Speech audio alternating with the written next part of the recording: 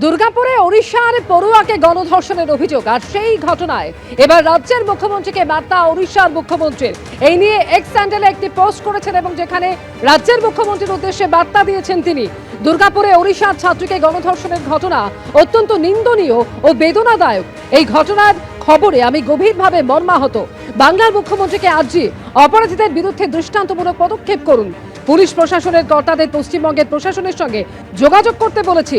নির্যাতিতার পরিবারকে সব রকম সাহায্য করা হবে। এক্স হ্যান্ডেলে এমনই বার্তা দিয়েছেন ওড়িশার মুখ্যমন্ত্রী মোহন চরণ মাঝি। যে ঘটনা ঘটে গিয়েছে দুর্গাপুরের একটি বেসরকারি মেডিকেল কলেজের দ্বিতীয় বর্ষের পড়ুয়া, তাকে গণধর্ষণের অভিযোগ উঠেছে এবং সেই ঘটনায় এভাবেই সোশ্যাল মিডিয়ায় পোস্ট করে সরব হয়েছেন ওড়িশার মুখ্যমন্ত্রী মোহন চরণ মাঝি এবং তিনি রাজ্যের মুখ্যমন্ত্রীর উদ্দেশ্যে বার্তা দিয়েছেন। পুলিশ প্রশাসনের কর্তাদের পশ্চিমবঙ্গের প্রশাসনের সঙ্গে যোগাযোগ করতে বলেছি। নির্যাতিতার পরিবারকে সব রকম সাহায্য করা হবে। আর গণধর্ষণের এই অভিযোগ ওঠার পর দুর্গাপুরে আসছে ওড়িশা পুলিশ প্রশাসনের একটি টিম। নির্যাতিতার পরিবারকে আইনি সহায়তা দিতে আসছে ওড়িশার বিশেষ টিম। দুর্গাপুর পুলিশের সঙ্গে সমন্বয় করছেন বালাসোরের ডিআইজি এবং পুলিশ সুপার, জানিয়েছেন ওড়িশার ইস্টার্ন রেঞ্জের ডিআইজি পিনাক মিশ্র। নির্যাতিতার বাবাকে ফোন করেছেন ওড়িশার ডিআইজি ইস্টার্ন রেঞ্জ পিনাক মিশ্র।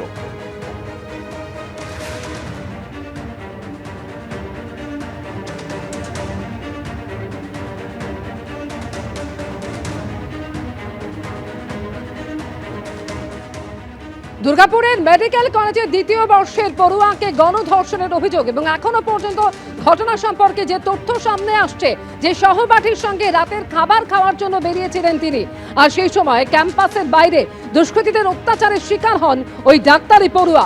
2-3 জন দুষ্কৃতী তাদের পথ আটকায় এবং তারপরই ফোন কেড়ে নিয়ে নির্জন জায়গায় টেনে নিয়ে গিয়ে অত্যাচার করা হয়, এমনই অভিযোগ উঠছে। প্রতিনিধি মনোজ বন্দ্যোপাধ্যায় এই মুহূর্তে আমাদের সঙ্গে টেলিফোনে রয়েছেন। মনোজ, যে অভিযোগ উঠছে 2-3 জন পথ আটকে ছিল এবং তারপরে এই ঘটনা ঘটানো হয়, পুলিশি তদন্ত এখনো পর্যন্ত কোন পর্যায়ে, কাউকে চিহ্নিত কি করা গিয়েছে এবং কলেজ কর্তৃপক্ষেরই বা কি বক্তব্য গোটা ঘটনায়? যেমন তোমাকে জানাই রাখি যে পুলিশের বক্তব্য খুব পরিষ্কার, যে জিজ্ঞাসাবাদে তার সঙ্গে থাকা সহপাঠী যে রয়েছে সে এবং নির্যাতিতা ছাত্রী দ্বিতীয় বর্ষের, তারা কিন্তু পুলিশকে যা জানিয়েছে সেই তথ্য অনুযায়ী এবং পুলিশ যেটা আমাদের বলেছে যে এই যে ক্যাম্পাসের বাইরে যে নির্জন জায়গা কয়েকশো মিটার, সেই জায়গাতে তারা দুজন যখন খাবার খেতে আসে, খাবার খেয়ে ফেরার সময় তারা এখানে গল্প করছিল, কথা বলছিল। সেই সময় 3 জন তাদেরকে পথ আটকায়, এমনটাই পুলিশ সূত্রে জানা যাচ্ছে। এবং 3 জন যখন পথ আটকায় তখন তার সাথে সহপাঠী যে ছিল সে ভয় পেয়ে সে সরে যায় সেখান থেকে। তারপর সেই নির্যাতিতা ছাত্রীর উপরে নির্যাতন করে একজন এবং আরেকজন তার ফোন কেড়ে নেয়। তারপর ছাত্রটি সেই কিছুক্ষণ পর আবার সেখানে আসে এবং ওই অসুস্থ হয়ে পড়া ছাত্রীটিকে নিয়ে গিয়ে আবার মেডিকেল কলেজ হাসপাতালে গিয়ে ভর্তি করেন। এই তথ্যই কিন্তু পুলিশকে জানিয়েছে, যে রাতে যে নির্যাতিতা ছাত্রীও তাই জানিয়েছে এবং তার সঙ্গে থাকা সহপাঠী সেও তাই একই কথা জানিয়েছে।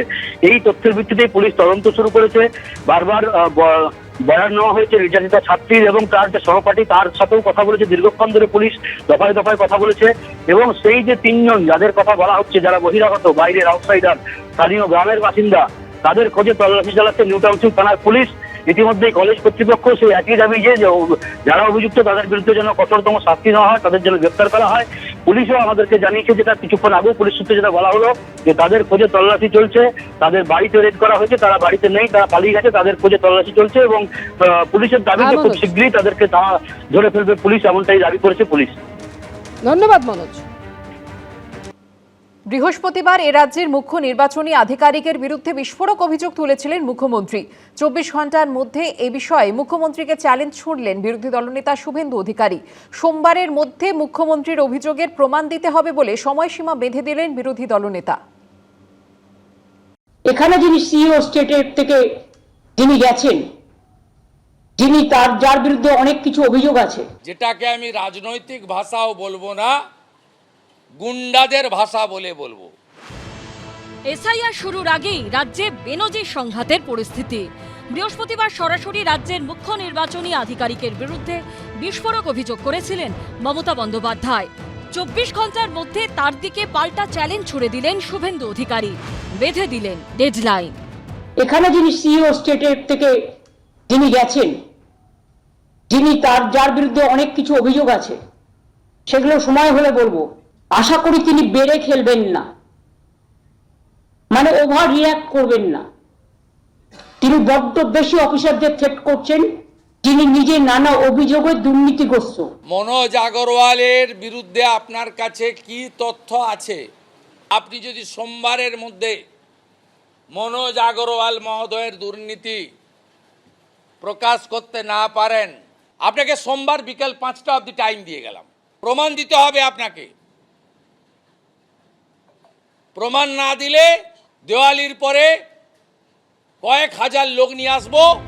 পাল্টা শুভেন্দু অধিকারীকে জবাব দিয়েছে তৃণমূল, যদিও তারপরও নিজের আক্রমণে অনড় বিরোধী দলনেতা।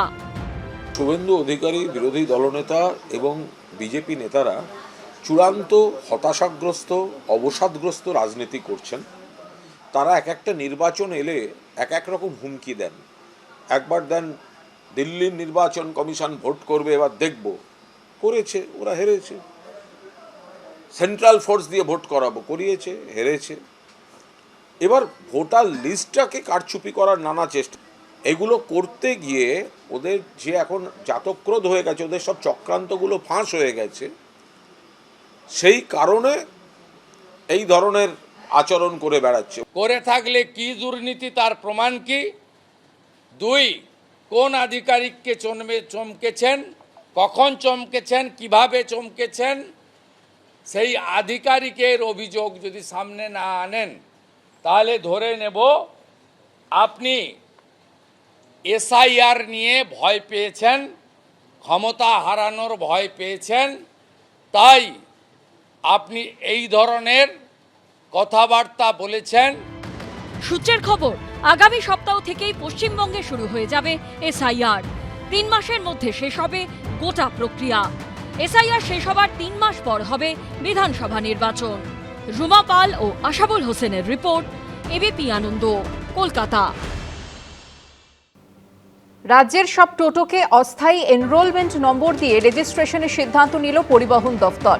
কিউআর কোড দেওয়া স্টিকার লাগানো হবে সব টোটোর গায়ে। চিহ্নিতকরণের কাজ শেষ হওয়ার পর টোটো চলার রাস্তা বেছে দেওয়া হবে বলে জানিয়েছেন পরিবহন মন্ত্রী স্নেহাশিস চক্রবর্তী।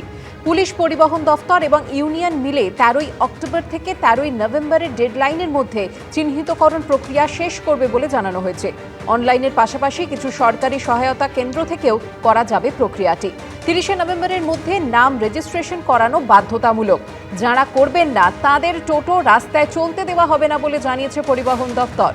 রাজ্য সরকারকে অন্ধকারে রেখে ভবিষ্যতে আর কোনো লোকাল ভেন্ডার বা ম্যানুফ্যাকচারিং কোম্পানি টোটো তৈরি বা বিক্রি করতে পারবে না বলে জানিয়েছেন পরিবহন মন্ত্রী।